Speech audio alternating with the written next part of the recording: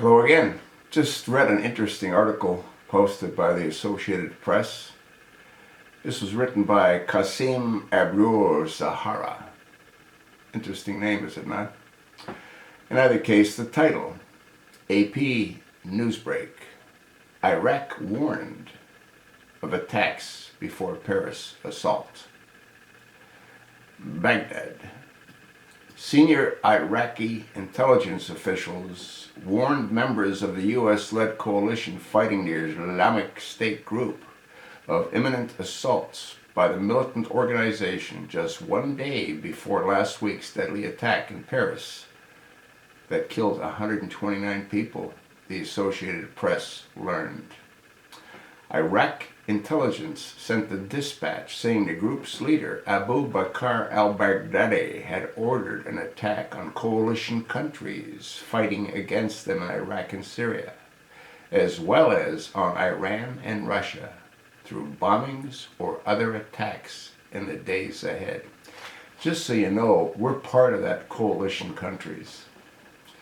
The dispatch said the Iraqis had no specific details on when or where the attacks would take place, and a senior French security official told the AP that French intelligence gets this kind of communication, quote, all the time, end of quote, and quote, every day, end of quote.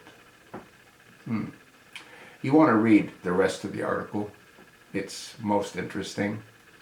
I'm certain that these kinds of terror threats come across constantly, but how often does one state that Abu Bakr al-Baghdadi had ordered attacks on coalition countries?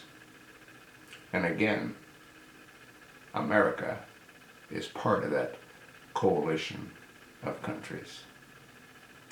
Anyone that attends any large gathering, I think, is playing a form of Russian roulette. And I'm not trying to frighten people, but I have no intentions of attending any large event. They will kill Americans. They're looking for our blood to spill in the streets. They will spill our blood in the streets. And this freak at 1600 Pennsylvania Avenue is bringing in young age fighting men, Syrian fighting men. And as you probably know by now, one of the suicide bombers was a Syrian refugee admitted into the country. How many more do you think are here? You know what's really insane is our government and other countries' governments are allowing those citizens that have traveled to the battle zone, Syria, to return to their countries. Anyone that traveled to the battle zone should not be admitted back into the country. They didn't go there for the scenery, especially if they had an extended stay. That's sort of what I think. But you know what? Nobody really cares what I think. You know why? This video, if I'm lucky, might get 200 views. That's why. Totally insane. You know, every time I take a look at the numbers,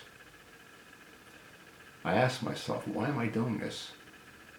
Why am I wasting so much of my life that I don't have a lot left, trying to educate those that don't seem to give a damn? Something to think about, is it not?